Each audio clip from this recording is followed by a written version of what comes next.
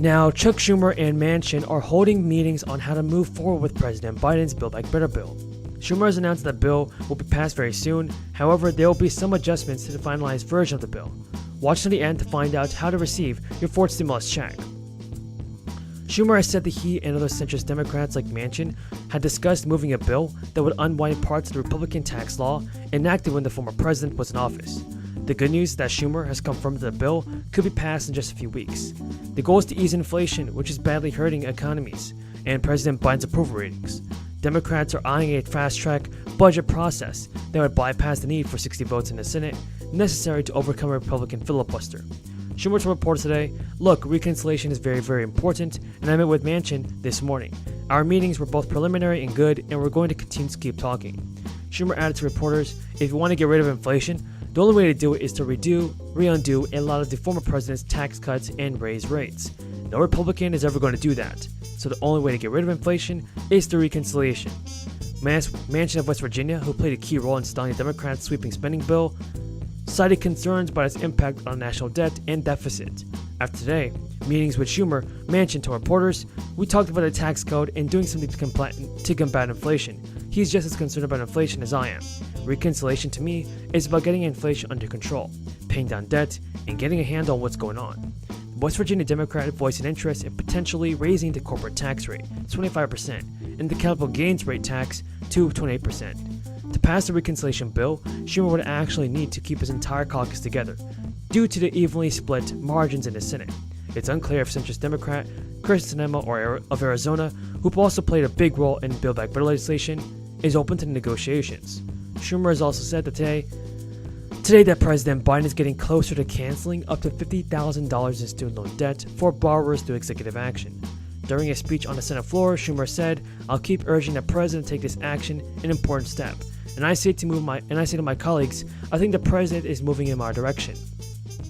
My talks with him and his staff have been getting very fruitful over the last little while, and I'm hopeful that we will do the right thing together." Now, the Biden administration extended the moratorium on federal student loan payments earlier this month, through the end of August. According to the Department of Education, a total of 43 million Americans owe a total of about $1.75 trillion in student loan debt. That's a number that has nearly doubled in the past decade. The progressive wing of the Democratic Party started pressuring Biden in the first weeks of his presidency to take executive action to cancel $50,000 in student loan debt. But President Biden shot down the proposal last year. With Schumer's optimism Wednesday, though, the president can move on his student debt ahead of the midterm elections this year. Jen Psaki actually told reporters the president has been considering and looking at options for how to provide more relief to students across the country.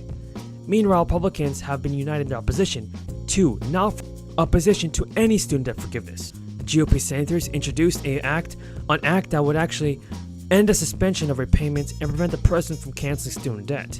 Senate Republican Mike Braun said in an official statement this week that the majority of Americans do not have college degrees, and this transfer of wealth is not a move to advance equity, but rather a taxpayer handout to appease avarice. Eligible citizens will receive $500 universal basic income payments for a year via direct deposit or through a prepaid debit card. The state of Maine has sent out more than 450,000 relief payments to date, with thousands of more set to hit mailboxes in the coming weeks.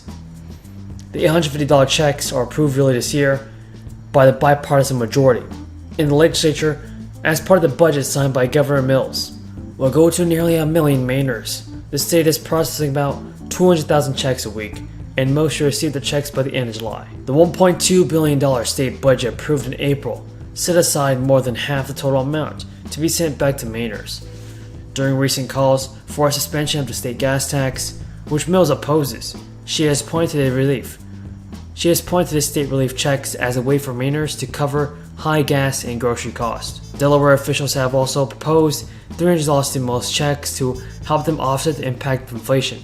The Delaware stimulus checks will go to residents who filed a 2020 tax return. The lawmakers in the state, House, and Senate said they have reached a consensus on a direct payment plan, and lawmakers will come up with the legislation, and the authorities would use the state's $1 billion surplus to send a Delaware stimulus check. The proposal is expected to be fast-tracked as it enjoys the support from both the Republicans and the Democrats. Bernie Sanders is now urging every one of his Democratic friends to support a brand new stimulus package. This bill would include expand monthly benefits for millions of people. $250 one-time relief checks would also be deposited. And on the Senate floor this week, Bernie Sanders had harsh words for fellow members of Congress who have been crafting a bill to give major microchip companies a $52 billion in funding, while ignoring pressing issues that are faced by the middle and lower class in the United States. Sanders told his colleagues, at a time of massive income and wealth inequality, the American people are sick and tired of unprecedented level of corporate greed that we are seeing right now. Sanders pointed out that everyday Americans are facing soaring inflation and the worst income inequality in 100 years. Sanders told reporters that instead of focusing on things like renewing the expanded child tax credit, passing Medicare for all, the Senate is focused on corporate handouts. Sanders went on to criticize the conservatives like Manchin, who have pointed directly towards the deficit when it comes to helping the American. Impacting her constituents. I yield such time as she may consume to young Kim. Thank you to my friend and colleague French Hill for yielding. Families, workers, and small businesses are hurting from the highest inflation in over 40 years, and in Southern California, where I'm from, everything is more expensive. Inflation doesn't discriminate. It impacts every American and hurts small businesses and workers with less income the most. For example, Raul and Rosalinda Davis, owners of Tlaquepaque restaurant in Placentia in my district, told my office, and I quote, "Higher gas prices and issues with our supply chain are leading to increasing costs from everything from beverages to meat for ingredients to workforce shortage." Researchers with the Capital One Insight Center have determined a fourth round of stimulus payments would be critical to lower earners. The study began in the spring of 2020 and was conducted through a series of surveys to what researchers call a nationally representative group of Americans. One goal was to discover how they used their stimulus checks. The results showed lower earners were much more likely than other groups to have spent the federal checks on bills. There are 3 deposit dates that have been released. State officials have confirmed that this week 3 new rounds of stimulus will be available and sent out to eligible Americans. And now, as relief has already been approved for so many people, there are 3 states that are stepping in financially to help their residents this month. I have terrible news. There are 3 states that are stepping in financially to help the residents this month and in November, and as well as the next months coming up.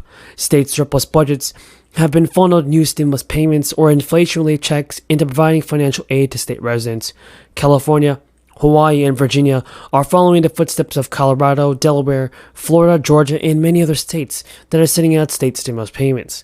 California's middle-class tax refund will be a one-time payment automatically sent between October and January of next year to eligible people. The middle-class tax refund debit cards will be mailed between October 25th and December 10th. An estimated 10 and 90% of direct deposits will be issued in October, and 95% of all refunds will be issued by the end of the year. Couples with an adjusted